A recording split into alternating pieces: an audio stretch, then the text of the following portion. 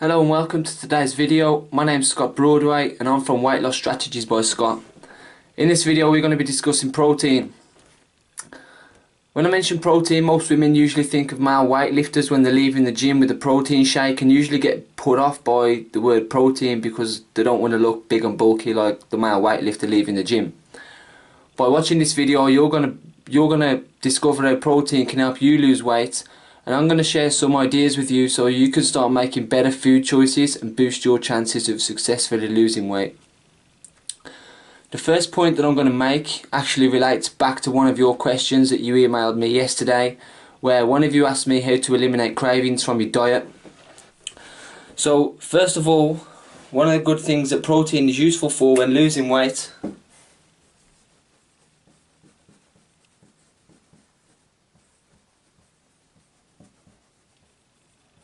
is it can help you satisfy cravings, and it's also going to help you save calories when you're working with a calorie deficit.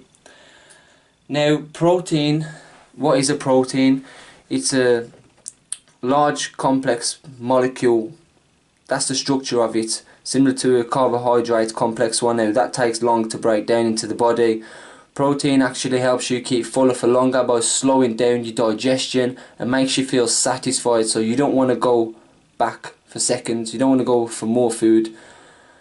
Over the course of multiple days, the calories that you save by not going back for the extra food is going to help you trigger weight loss through your calorie deficit. So satisfy cravings, protein is going to help you out with this one. And also, if you remember when we talked about the carbohydrates,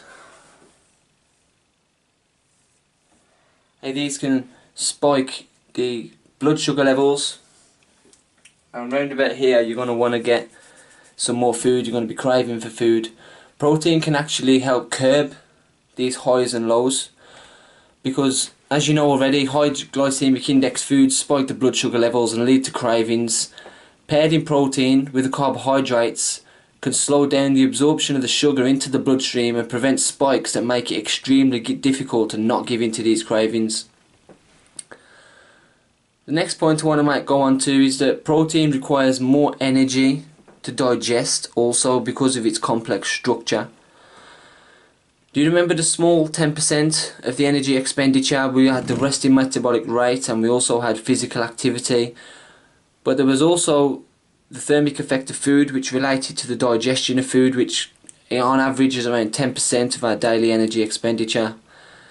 Now protein has a higher energy rate to process than carbohydrates or fat, and this is all going to help out with your calorie deficit, because the more energy that you're spending, the better. Protein is also very helpful for fueling fat burn. It's not just helpful for weight loss, but it also helps specifically target the fat mass within inside the body, because the protein, what it actually does is helps maintain the muscle mass within inside the body, and then you start to burn off more fat, so that's when you start to look more toned. We can go into this in more depth if you want. Drop me a question, drop me an email if you've got any questions about it.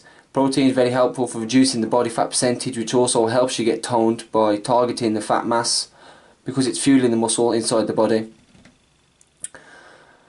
How much protein should you have throughout the day? Well, around 20% of your total calories is generally a good guideline for the average person.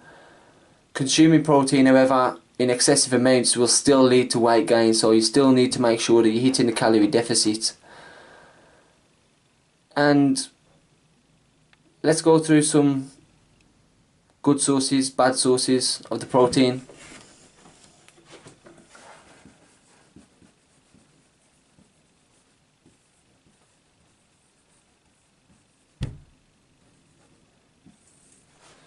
Animal sources are pretty much the best ones, so things like beef,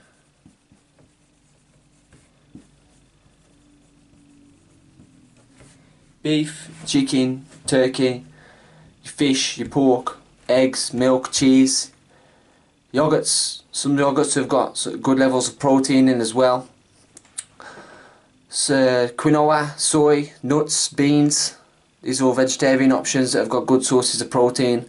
and these are the ones that you really want to base your nutrition on to get the protein into your nutrition. These are the sources that you want to get from. You can make a lot of dishes out of these, so you can keep things fresh. You haven't got to eat the same foods every day.